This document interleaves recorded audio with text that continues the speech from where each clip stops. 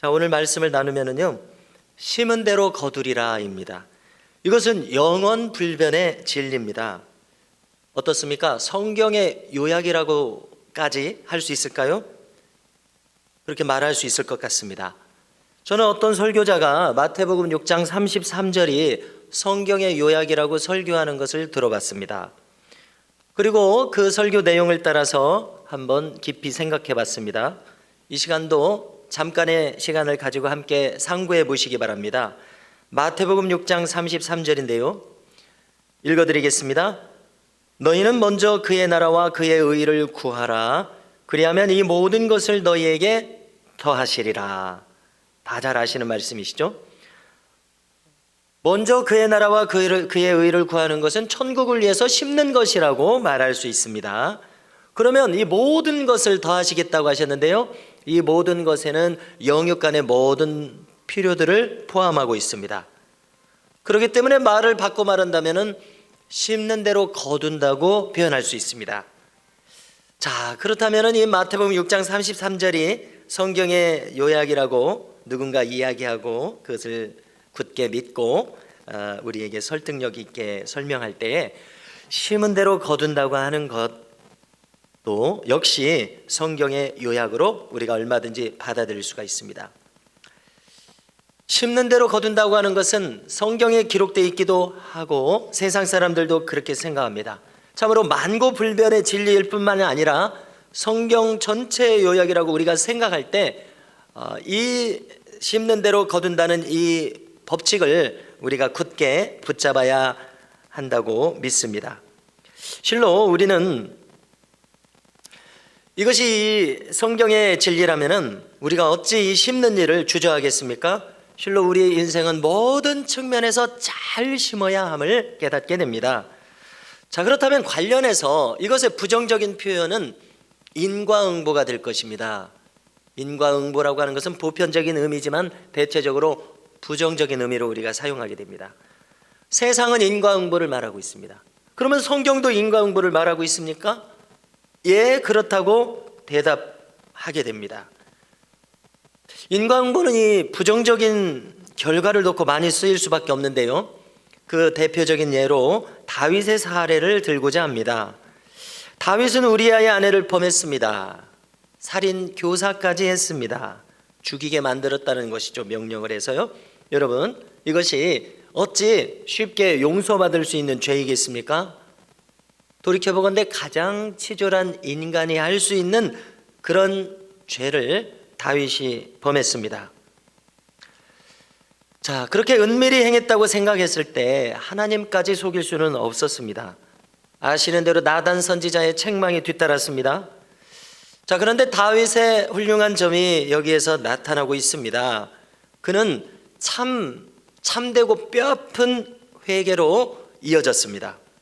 어떤 사람은 회개하기를 거부했을 것입니다. 그러나 다윗은 하나님과의 친밀한 교제가 무엇인지, 하나님과 연합하는 것이 무엇인지, 하나님의 응답을 일상적으로 받고 동행하는 것이 무엇인지 알고 있었던 인물이기 때문에 그 무엇보다도 하나님과의 회복을 원했습니다. 성경에 기록된 대로, 시편에 기록된 대로 그는 날마다 눈물로 침상을 적셨습니다. 참된 회개의 자리로 나아간 것입니다. 여러분, 여기서 우리가 분명하게 배울 것 한 가지가 있습니다. 그것은 누구나 죄를 짓습니다. 어떤 사람이 지옥에 간다면 왜 지옥에 가겠습니까? 죄를 짓기 때문에 지옥에 가는 것이 아니라 그가 회개를 하지 않았기 때문에 지옥에 감을 우리는 분명하게 알 수 있습니다. 여기서 우리가 배울 것이 무엇입니까? 누구나 다 죄를 짓습니다. 그러나 어떤 사람은 자신의 죄 안에서 스스로 멸망의 길을 계속 가는 사람이 있는가 하면 어떤 사람은 자신의 죄악 안에서 살 길을 찾는다는 것입니다. 여기서 다윗이 그렇게 했습니다. 그는 죄에 지고 말지 않았습니다. 뼈아프고 철저한 회개의 자리로 나아갔습니다. 이것이 죄의 자리에 있는 사람이 선택해야 할 가장 최선의 선택입니다.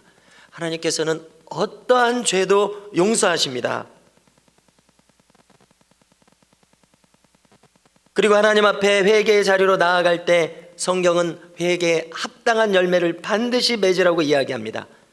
누가복음 19장에 삭개오는 예수님을 그의 진심을 가지고 만났을 때 그의 심령에서는 어떤 변화가 일어났습니까?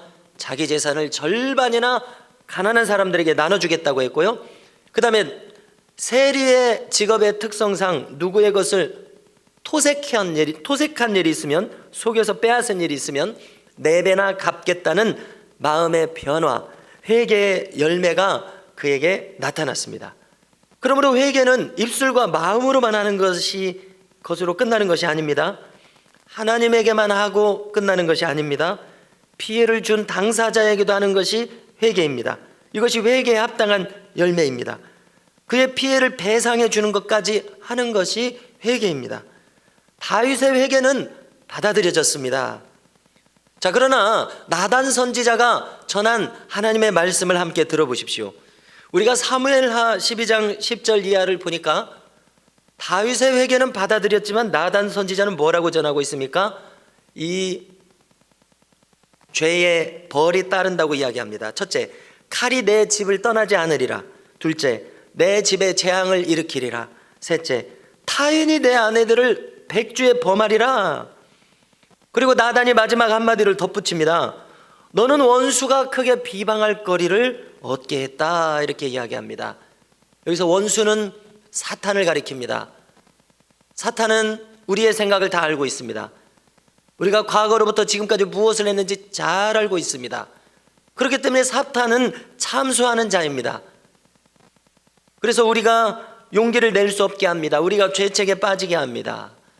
지금 다윗의 생애에, 다윗의 심령에 하나님 나라의 큰 비방거리를 얻게 만들었습니다. 합법적으로 사단이 자리를 차지할 자리를 내주고 말았다는 이야기입니다. 그래서 이 3가지 죄벌이 따르게 될 것이다 이야기합니다. 여러분, 우리가 바르게 살기를 힘써야 할 이유를 여기서 찾습니다. 우리의 죄는, 신앙에는 회개하면 용서받습니다. 그러나 다윗을 볼 때 회개했다고 할지라도 그의 죄값은 그의 평생 치르게 되면 알 수가 있습니다. 그런 점에서 성경도 인과응보를 말하고 있습니다. 심은 대로 거두는 법칙을 말하고 있습니다. 피할 수가 없습니다. 자신이 감당해야 합니다. 여러분, 이처럼 두려운 사실을 우리가 확인할진데 어찌 우리가 삼가며 이 인생을 살아가지 않겠습니까? 우리는 이것을 큰 교훈으로 삼아야 하겠습니다. 자, 그런데 여기서 중요한 문제 한 가지를 우리가 생각하게 됩니다. 우리는 누구나 나 자신의 인생에서 부정적인 요소를 만나게 됩니다. 아마 한 사람도 예외가 없을 것입니다. 가령 우리가 살아가면서 나도 악인을 만납니다. 나도 질병에 걸립니다. 나도 안 좋은 사건을 당합니다. 우리가 생각하건대 이 안 좋은 일들을 당했을 때 우리에게 떠오르는 생각은 본능적으로 인과응보가 떠오릅니다. 내가 무슨 죄가 이렇게 많은가 하는 생각을 우리는 하게 됩니다. 그리고 어떤 죄악이 실제로 떠올랐을 때는 스스로 자책하게 됩니다. 그렇다면 여러분들, 이 지점에서 우리는 어떻게 해야 합니까? 자책하고 그대로 끝나야 합니까? 부정적인 사건들을 나의 죄에 응당한 벌로 받아들이고 그저 감내해야 합니까? 내 죄의 결과라 받아들이고 감내할 것이요, 그 이상의 어떤 것은 없습니까? 이런 질문입니다. 이것에 대해서 우리 주님께서 말씀하신 것은 없습니까? 그래서 요한복음 9장 2절 이하를 함께 살펴보고자 합니다. 제자들은 주님께 질문을 던집니다. 누구에 대해서 질문을 던지는가 하면은 나면서부터 소경된 사람을 두고 질문을 던집니다. 뭐라고 물었습니까? 이 사람이 소경으로 난 것이 누구의 죄로 인함입니까? 자기의 죄로 인함입니까? 그의 부모의 죄로 인함입니까? 그랬습니다. 여러분, 주님의 대답은 무엇이었습니까?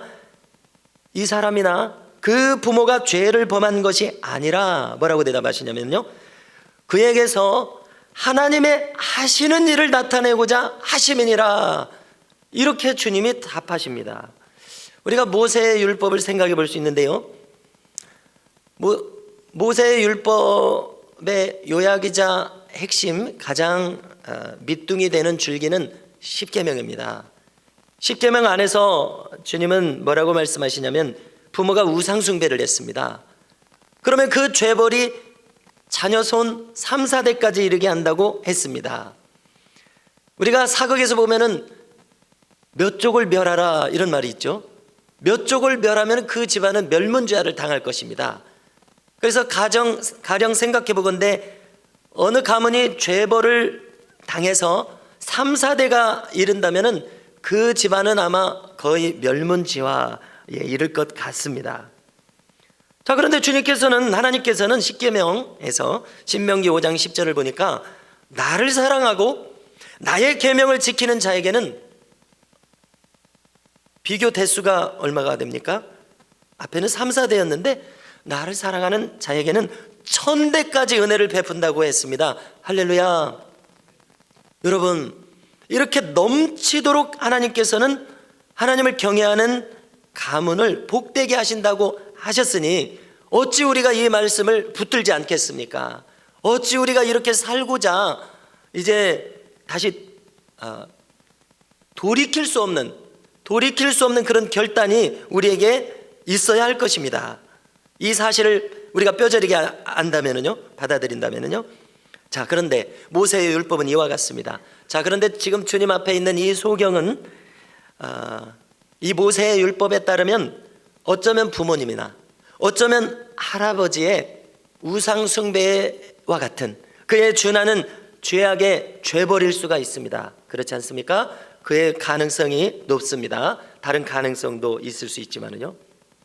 자, 그런데 우리가 주목하고 싶은 것은 주님은 이 사실에 대해서 지금 뭐라고 말씀하고 있습니까? 그것이 비록 죄벌로 주어졌다 할지라도 그 가능성이 있으니까요. 이 주님은 어떻게 반응하셨습니까? 그에게서 하나님의 하시는 일을 나타내고자 하심이니라.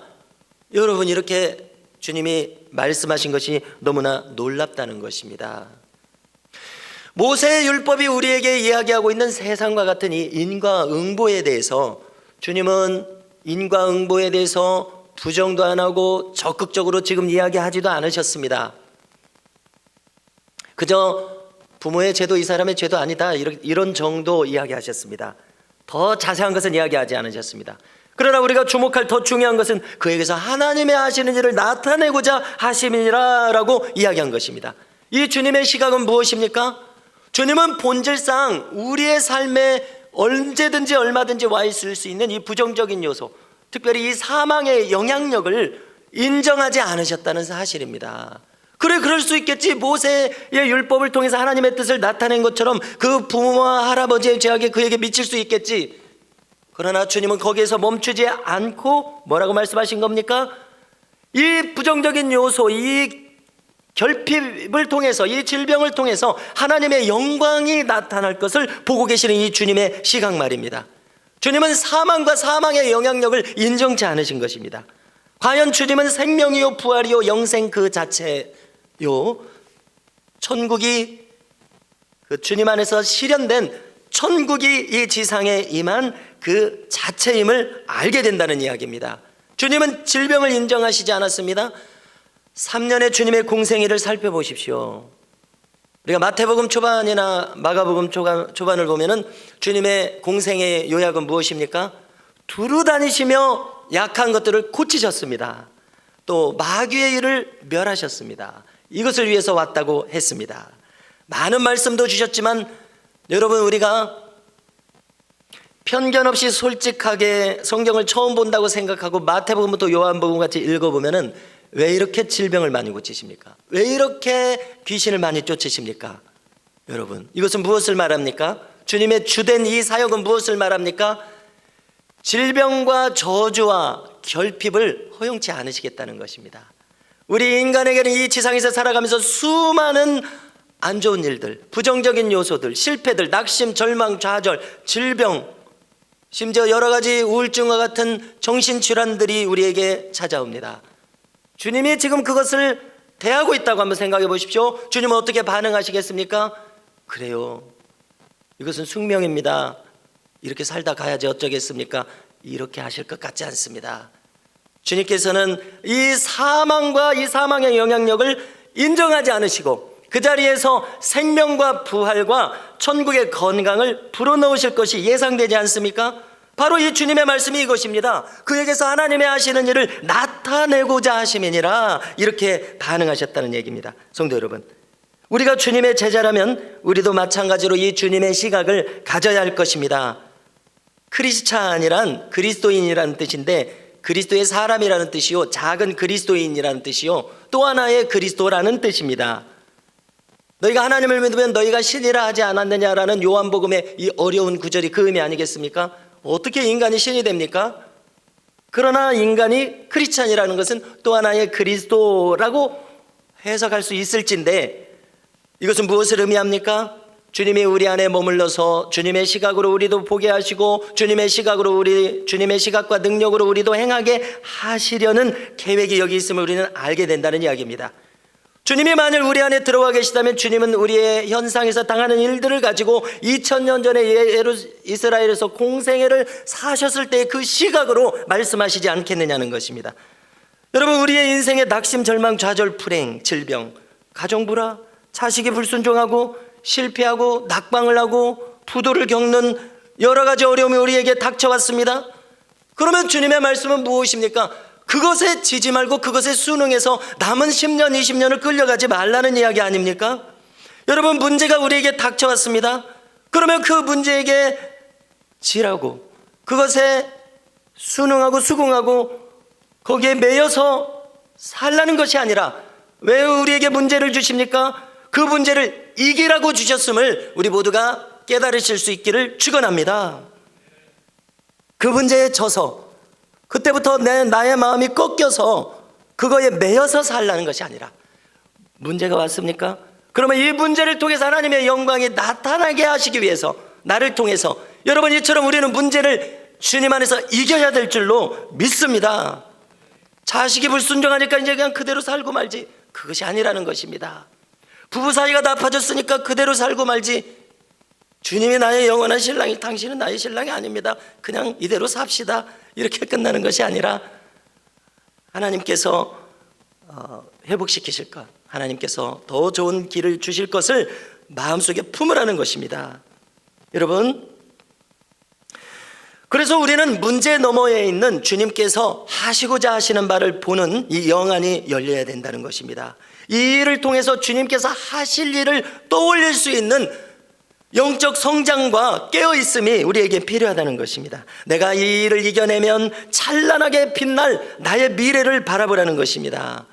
지금 답답한 나의 자녀의 모습이 아니라, 이가 이 일을 겪고 성장해서 이것을 극복했을 때 그가 찬란하게 빛나는 아름다운 자녀의 모습으로 나타날 것을, 그것이 한 달 후가 될 수도 있고 5년 후가 될 수도 있고 10년 후가 될 수도 있는 이 아름다운 모습을 보고서 지금 현재의 자녀의 모습을 보고 지지 말라는 것입니다. 생각한 대로, 내 귀에 들린 대로 행한다고 하셨기 때문에 그렇습니다. 여러분, 우리에게 있는 여러 가지 어려움에 지지 말아야 되겠습니다. 지고 나면 거기에 매이고 종속돼 버립니다. 그러므로 우리가 해야 할 일은 아니라고, 어렵더라도 아니라고 말하기 시작하는 것입니다. 되는 길을 찾는 것입니다. 해결된다고 믿는 것입니다. 적어도 나는 변화되겠다는 다짐을 하는 것입니다. 무엇보다도 우리는 질병에 지지 말아야 합니다. 이 질병은 내가 이것을 이긴 다음 하나님께 영광 돌리라고 주신 것이라고 믿기 시작하라는 것입니다. 이것을 내 마음속의 생각에서부터 선포하기 시작하라는 것입니다. 겨자씨 한 알과 같은 믿음이 숲을 이룬다고 말씀하신 것이 하나님 나라의 법칙이라고 우리에게 알려주셨습니다. 그러므로 비록 작은 마음이라도 심기 시작했을 때 그것은 30배, 60배, 100배 나의 밭이, 마음밭이 옥토밭이 되기만 하면, 나의 마음에 있는 자갈을 걷어내기만 하면, 가시덤불을 걷어내기만 하면 어느덧 나의 마음은 옥토가 되어서 반드시 결실한다는 것이 하나님의 말씀이라는 것입니다.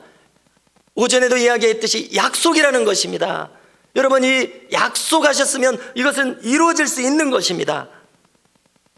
이기고 나서 하나님께 영광을 돌린다, 바로 이 강아지에게 먹이를 주라는 것입니다. 나는 결국 이 질병에 져서 초라해져 버릴 것이다, 그리고 죽을 때까지 내가 시달릴 것이다. 집안에 이 강아지에게 먹이를 주면 이 강아지가 큰다는 것입니다. 내가 낳아서 결국 하나님께 영광 돌릴 것이다. 이 강아지에게 먹이를 주면 이 강아지가 클 것이라는 것입니다. 믿으십니까? 할렐루야. 어느 것에 먹이를 줄 것인가는 내가 선택한다는 것을 깨닫게 됩니다. 여러분, 무엇을 선택하시겠습니까? 저와 함께 사랑하시는 성도 여러분, 하나님께서 영광 받으신다는 것에 먹이를 주시기를 주님의 이름으로 축원합니다. 여러분들이 먹을 것을 주는 자가 성장해서 열매를 맺는 것은 명약관화합니다. 불을 보듯 뻔하다는 것입니다. 왜냐하면 심은 대로 거둔다고 말씀하셨기 때문에 그렇습니다. 이 질병은 하나님의 영광을 위한 것이다. 나는 반드시 낫는다. 이렇게 선포하고 여기에 먹을 것을 주시자는 겁니다. 한편 주님께서는 기도 외에는 이런 유가 나가지 않는다고 하셨습니다. 그것이 질병이건 어둠의 영이건 기도 외에는 이런 유가 나가지 않는다는 것을 한번 살펴보고자 합니다. 그렇다면 무엇을 하라는 것입니까? 네가 아름다운 열매를 맺고 싶으면 기도를 심어라, 이 말씀이 되는 것입니다. 가만히 앉아있지 말고 기도를 심어라. 네가 원하는 것을 위해서 기도를 심어라. 이 병이 낫고 싶으면 그 기도를 심어라. 이 어둠의 영이 떠나가게 하고 싶으면 그 기도를 심어라. 언제까지 심습니까? 들어주실 때까지 심으라는 것입니다. 왜? 들어주신다고 했으니까 들어주실 때까지 심어야 함을 우리가 깨닫게 됩니다. 반드시 이루신다고 했으니까 이루어 주실 때까지. 그렇다면 이것은 무엇을 말합니까? 네가 포기하지 말고 끝내 이기게 하신다는 것에 먹이를 주라는 것입니다. 여러분, 할렐루야. 여러분, 어찌 이것이 결코 쉽겠습니까? 생각만으로 쉽겠습니까?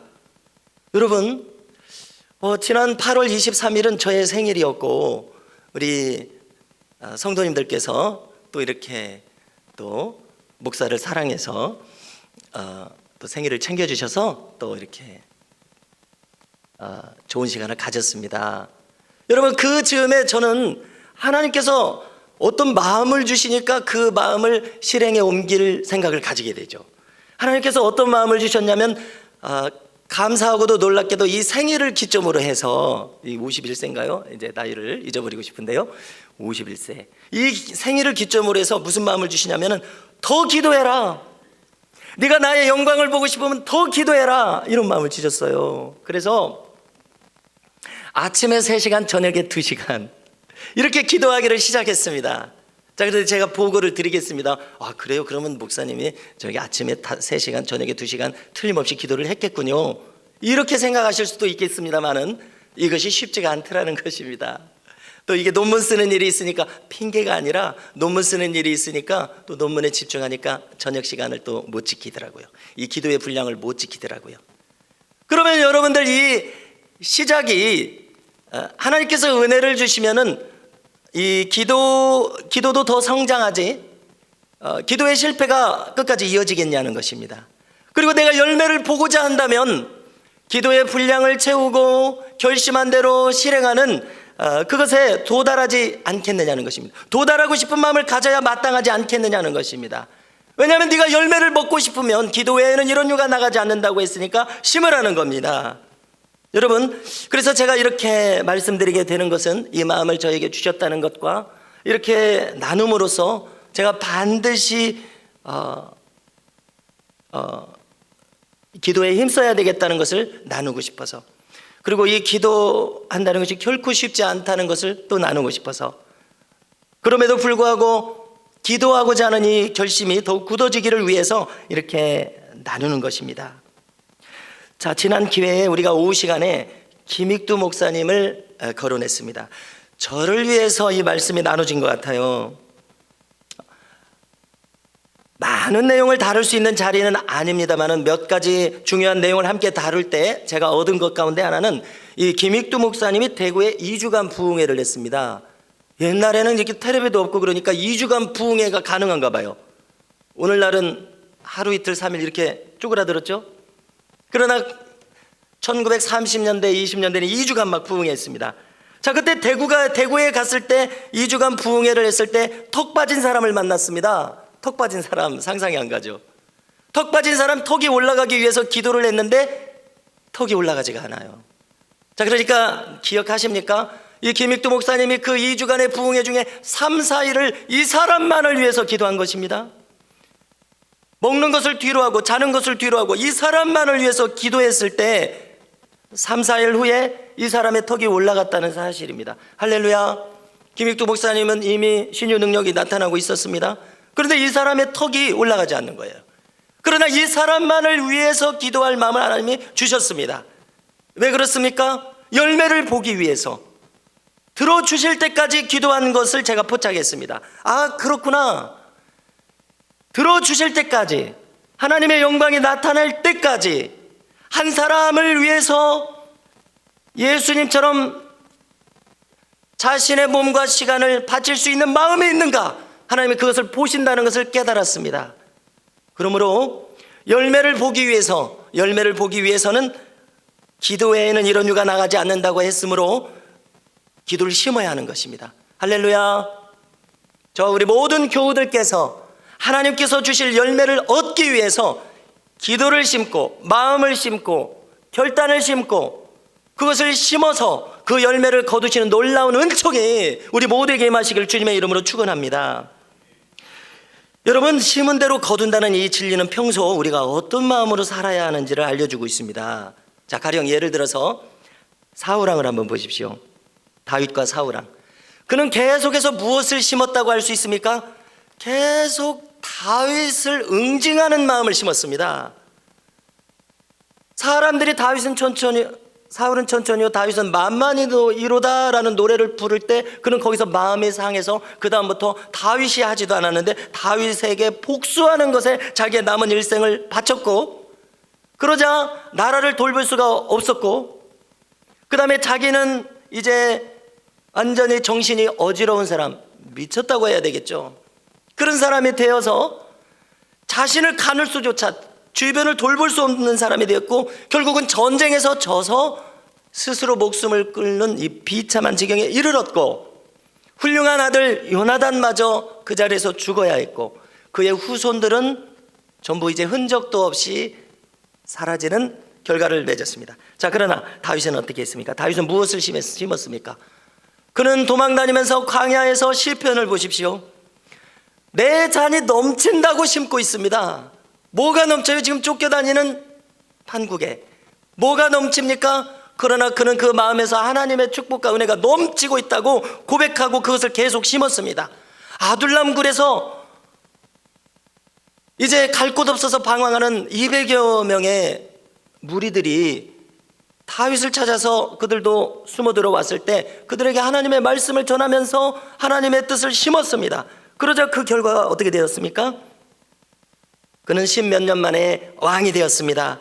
40년간 왕위에 있었고 자손대대의 왕위를 잇고 그 계보에서 메시아이신 예수 그리스도가 하나님께서 언약하신 대로 나왔다는 사실입니다. 할렐루야. 성도 여러분, 정녕 우리는 내가 심은 대로 거두는 것을 깨닫습니다.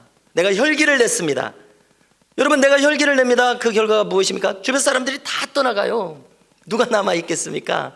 가령 제가 부교역자들한테 혈기를 냈습니다. 그러면은 그 결과는 뻔하죠. 1년 후가 됐든 2년 후가 됐든 다 떠나가지 자기에게 혈기 내는 사람한테 누가 남아 있겠습니까? 나이만 어릴 뿐이지 지위가 낮은 사람, 아랫사람을 두려워하는 것이 지혜의 힘을 깨달으시기 바랍니다. 몇 년 일찍 태어나서 내가 나이가 많고 경험이 많을 뿐입니다. 그렇게 생각하십시오. 직원에게 혈기를 냈습니다. 다 도망가 버리지 누가 남아 있겠습니까? 친구에게 혈기를 냈습니다. 다 나가버립니다. 여러분, 우리는 매일 매순간 무엇을 심고 있습니까? 우리는 마땅히 천국을 심으실 수 있기를 바랍니다. 덕을 심으실 수 있기를 바랍니다. 나는 안 된다, 나는 지금 꺾였다, 이곳에 먹이를 주지 마십시오. 나는 된다, 나의 자식들은 반듯하게 성장한다, 나의 질병은 하나님의 영광을 위한 것이다, 나의 실패조차도 성공을 위한 밑거름으로 삼으실 것이다. 이 마음을 심을 때 주님께서는 우리가 심은 대로 결실케 하시는 놀라운 역사를 허락하여 주실 줄로 믿습니다.